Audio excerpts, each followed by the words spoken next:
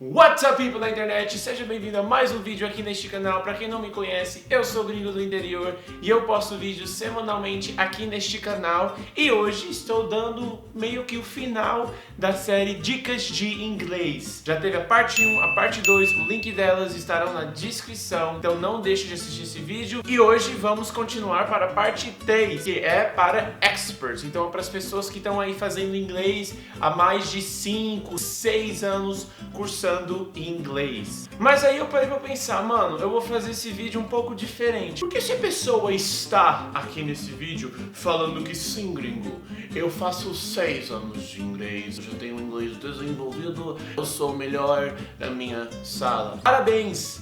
Então, there's really no need for me to keep speaking Portuguese if you're so good at speaking English. So for the rest of this video, I'm just gonna do it in English. And for the people at home who don't speak English, well, I'm gonna try to do subtitles. There probably will be subtitles in this video.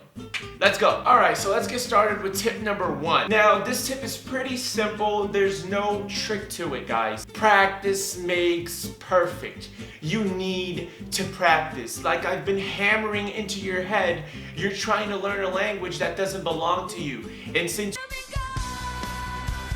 you've already been 5, 6 years doing this, you should be practicing every day, every single day of your life. You need to practice.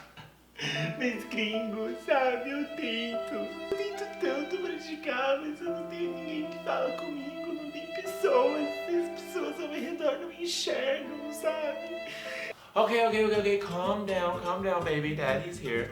One way you can practice, and this is actually something I do, is I just use my iPhone. Yes, I just use my iPhone to practice, and this is how I do it. In your iPhone, for some of you who don't know, and I know they have a similar thing for this on Android, I just don't know what it's called. I think it's Google Talk or something like that. On your iPhone, you have a little friend called Siri. Yay, Siri! And what you do is instead of keeping Siri in Portuguese, you just switch her to English and you have someone you can talk to constantly. And this is cool because, for example, I use Siri for a lot of things I do in my life. So I don't even dial anymore. I just say, Siri, call someone. I'm trying to learn French, so what I try to do is try to have a conversation with Siri in French. Bonjour, Siri, comment vas-tu? Parfaitement bien. Je sais nous film? Comment s'appelle votre enfant? Non, toi? Je ne comprends pas ce que vous voulez dire par non 3. Je ne vois pas fille dans vos contacts. Quels sont les noms et prénoms de votre enfant?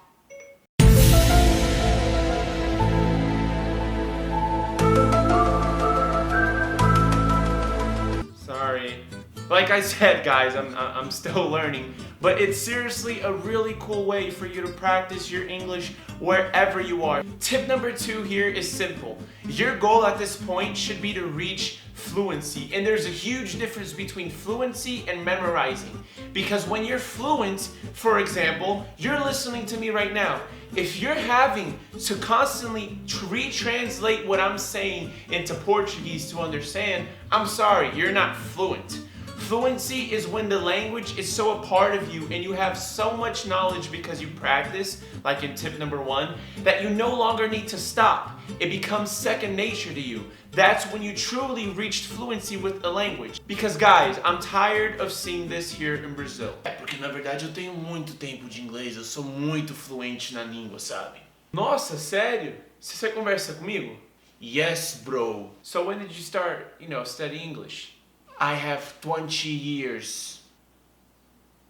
What? É que eu pensei que você tinha falado outra palavra.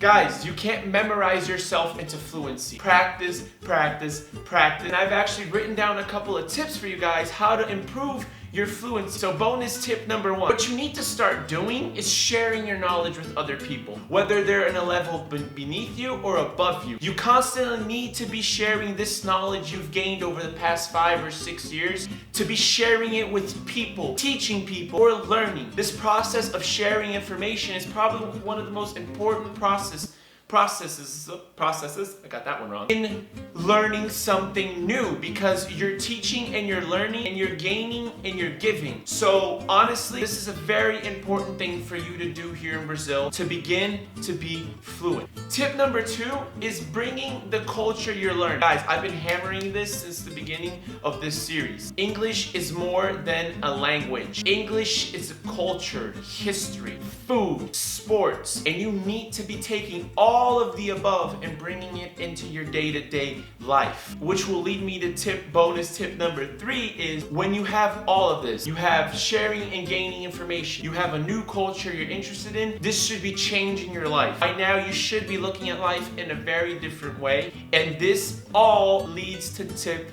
number 3.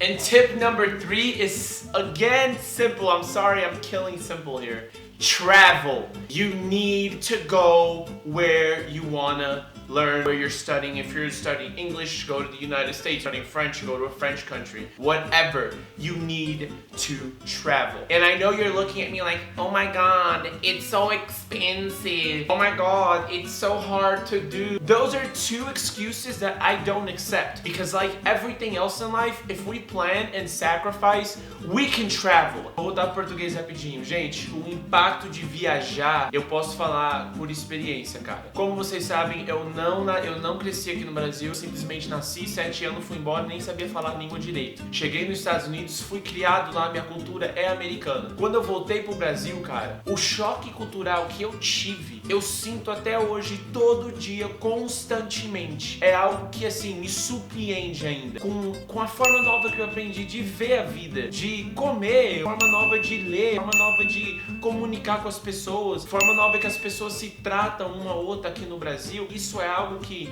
mesmo que tenha algumas coisas que eu não concordo e até não gosto sobre o Brasil, eu não vou mudar essas coisas porque isso é a cultura do Brasil. E eu dou graças a Deus e fico muito feliz que eu experimentei essa cultura, eu tive oportunidade e tenho oportunidade diariamente de participar disso. Então você só tem isso tudo que eu falei, cara, quando você viaja. Então a viaja.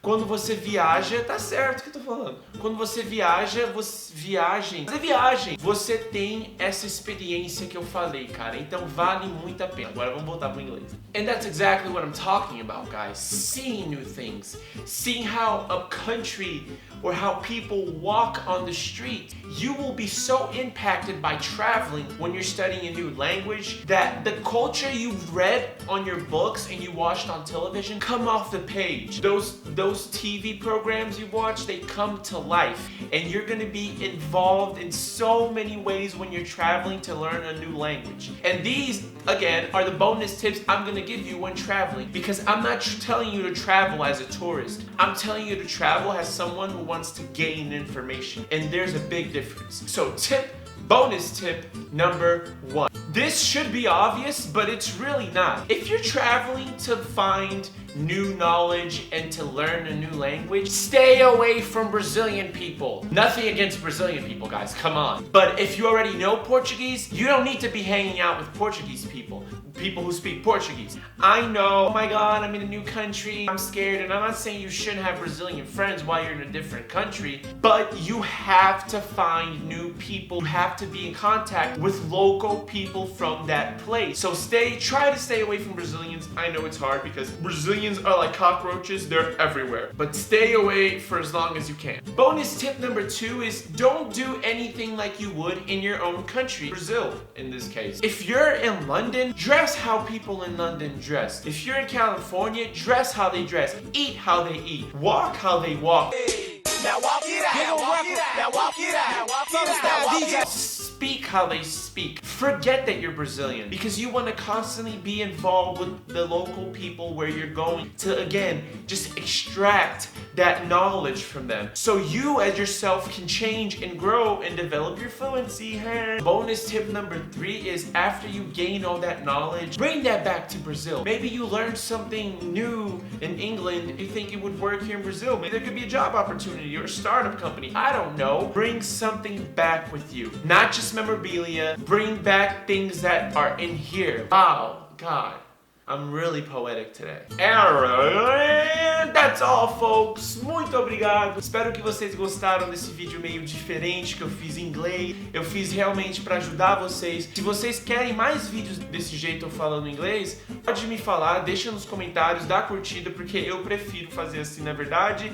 Mas eu quero agradar todo mundo. Gente, muito obrigado. Deixa um like no vídeo. Nossa, gente, eu já tô com 100 inscritos no canal. Eu nunca pensei que esse dia ia chegar assim meio rápido. Pra mim, eu considero rápido. Eu sei que 100 inscritos não quer dizer nada com o nego aí com 5, 6 milhões de pessoas, mas assim, gente, muito obrigado a vocês. Se inscreve no canal, curte o vídeo, compartilha esse vídeo com alguém que você sabe que está tentando aprender inglês, mas tem dificuldade, ou com alguém que o cara já é gostosão, né, da sala. Fala pra ele, assista esse vídeo e vamos ver se é bom mesmo. Então, muito obrigado, gente, por estar aqui mais uma semana. I love you guys. Gringo out.